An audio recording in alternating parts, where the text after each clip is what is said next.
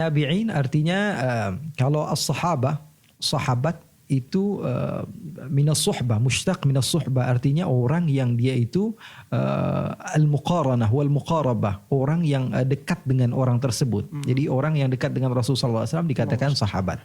Sementara tabi'in itu dari kata-kata tabi'ayat ba'u, dalam bahasa Arab artinya orang yang mengikut.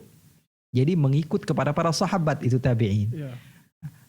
Ulama juga, ulama mustalah dalam ilmu hadis mereka juga berbeda pendapat.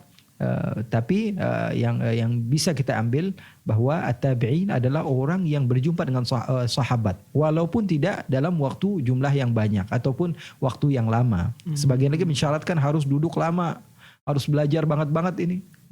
Tapi sebagian lagi mengatakan jumpa dengan para sahabat, meriwayatkan hadis dari sahabat tersebut sudah dikategorikan tabi'in. Jadi tabi'in banyak mereka orang yang begitu alim. Sebut saja satu di antaranya adalah Sa'id ibn al-Musayyib. Sebenarnya kalau ditulisan di dalam ilmu hadis namanya Sa'id ibn al-Musayyab. Tapi bahasa Arab Musayyab itu artinya orang yang terbelenggu. Beliau marah kalau dibilang Musayyab. Tapi nama bapaknya nggak bisa diganti dong. Yeah. Beliau katakan sayyabuni sayyabahumullah. Mereka yang mengatakan bapak saya terbelenggu, mudah-mudahan bapak mereka yang terbelenggu. Sayyabuni sayyabahumullah. Jadi ulama saking mereka amanah ilmiah dalam menyampaikan hadis. Kalau kita baca dalam Bukhari, Muslim dan kitab-kitab hadis yang lainnya, kita akan dapati tulisannya tetap Musayyab. Okay. Tapi kita diharuskan membacanya Musayyib. Itu Sa'id bin Musayyib adalah ulama tabi'in terkenal. Dan beliau banyak murid-murid orang alim. Di antara muridnya Rabi'atul Ra'i namanya. Mungkin sempat viral juga saya menceritakan Rabi'atul Ra'i ini adalah seorang tabi'in atau tabi'in juga, mengambil ilmu dari sahabat juga, tapi murid dari Sa'id bin Musayyib.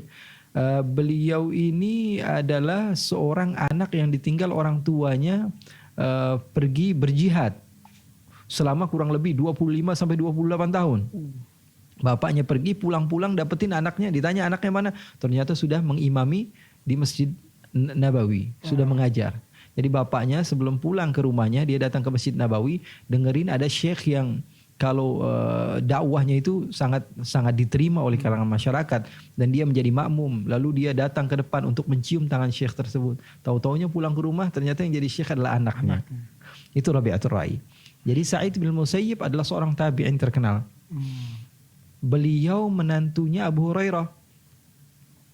Makanya Abu Hurairah di antara begitu, selain doa Rasulullah SAW untuk menguatkan hafalan Abu Hurairah, Abu Hurairah juga punya menantu namanya Sa'id bin Musayyib. Ini adalah sayyidut tabi'in, bisa dikatakan pemimpin para tabi'in di dalam keilmuannya, karena ada juga sayyidut tabi'in seperti Al Hasan Al Basri, ada juga sayyidut tabi'in Uwais Al Qarni.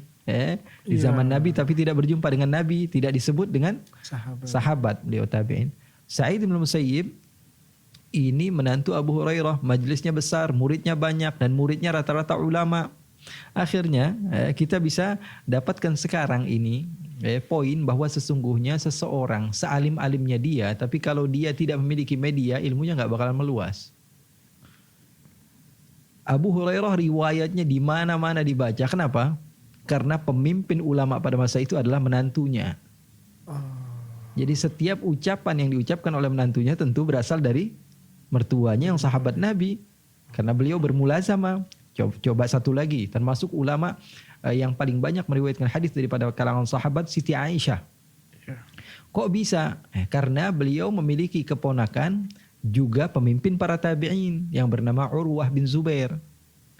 Jadi riwayat Aisyah, Sayyidah Aisyah radhiyallahu taala anha banyak dinikmati oleh masyarakat. Kenapa? Karena muridnya aktif. Muridnya juga memiliki media yang luar biasa begitu. Jadi ilmunya sampai kemana-mana. Jadi Siti Aisyah punya ponakan namanya siapa? Urwah bin Zubair bin Awam, tabi'in dan anak sahabat. Jadi Urwah ini punya bapak namanya Az-Zubair bin Al-Awam, sahabat Nabi, termasuk 10 sahabat yang dijamin masuk surga. Zubair bin Awam ini adalah keponakan Siti Khadijah. Karena Zubair bin Awam bin Khuwailid, Siti Khadijah binti Khuwailid. Jadi Zubair keponakan Siti Khadijah, anaknya Urwah keponakan Siti Aisyah. Karena Zubair menikah dengan seorang wanita bernama Asma, putri dari Sayyidina Abu Bakar.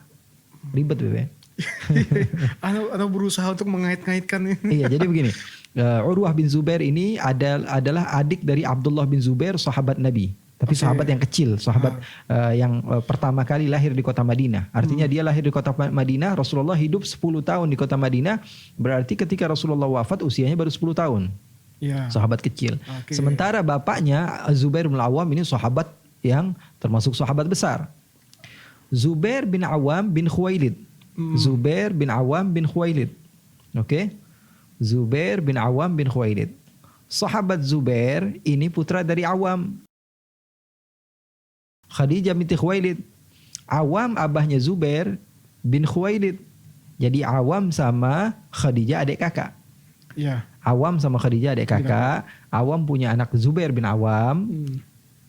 Sementara Khadijah punya anak Siti Fatimah radhiyallahu taala anha. Ya. Jadi Zubair bin Awam keponakan Siti Khadijah. Keponakan Siti Khadijah. Nah, Zubair ini nikah sama seorang wanita bernama Asma. Asma ini siapa? Putri Abu Bakar As-Siddiq radhiyallahu taala anhu. Sayyidina Abu Bakar As-Siddiq. Jadi putranya Zubair itu keponakannya Siti Aisyah radhiyallahu taala anha. Yang menarik lagi Awam, kakeknya Urwah ini, Zubair bin Awam menikah dengan seorang wanita bernama Safiyah binti Abdul Muttalib. Jadi bibinya Nabi. Jadi Zubair bin Awam ini posisinya sepupunya Nabi karena Zubair punya ibu namanya Safiyah, Rasulullah punya bapak namanya Abdullah. Abdullah sama Safiyah adik kakak. Berarti Zubair sama Rasulullah apa? Sepupu dong. Ya karena ibunya Zubair sama bapaknya Rasulullah adik kakak. Nah, Awam bapaknya Zubair ini adik kakak sama Siti Khadijah.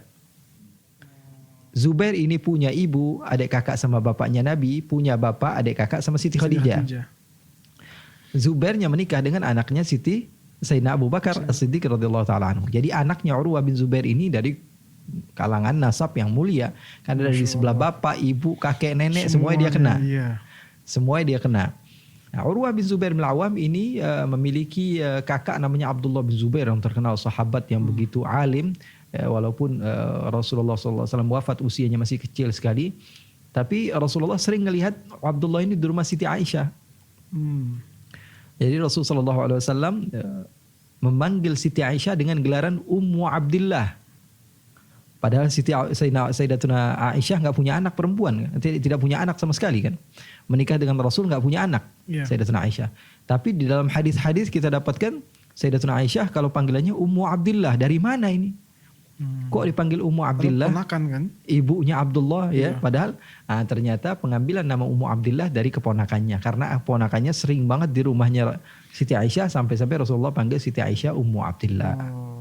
Ada riwayat tapi lemah sekali dalam kitab-kitab mutawwalah dalam ilmu sirah dikatakan Sayyidatuna Aisyah sempat punya anak tapi keguguran dan dinamakan Abdullah. Makanya gelar itu atau kunyah itu disandingkan dengan nama Siti Aisyah radhiyallahu taala anha Ummu Abdillah. Kurang lebih begitu deh.